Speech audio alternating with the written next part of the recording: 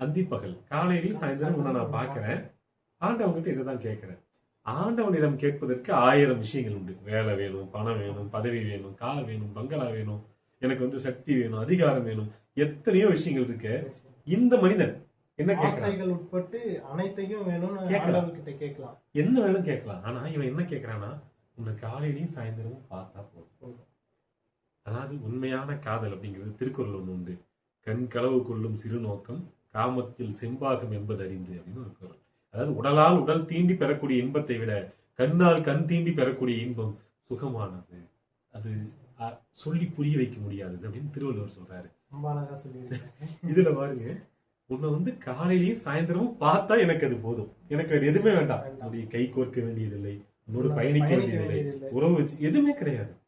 அந்தி பகல் நீங்க உண்மையிலே நேசிக்கக்கூடிய பெண்ணை, நீங்க உண்மையிலே காதலிக்கக்கூடிய, நீங்கள் விரும்பக்கூடிய பெண்ணை கண்களால் பார்த்தாலே அது போதுமானது. இது எங்களை போல 19 கிட்ஸ் இதயம்